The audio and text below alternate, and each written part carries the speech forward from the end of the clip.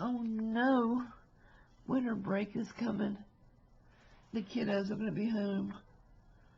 What on earth are you going to do to keep them busy, entertained, and out of your hair?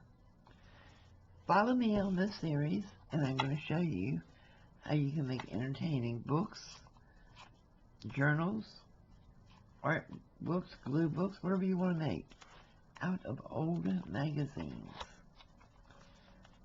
Hang around. So you've looked through your magazine, you've read all the articles, you tore out all the pages you want to use in your art. What do you do with what's left? Surely you're not going to just throw it in a landfill. No, you're going to use it. And this is what you're going to use it for.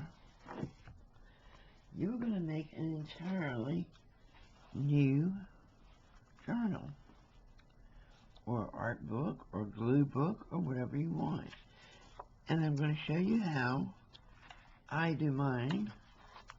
And this is going to be the first part.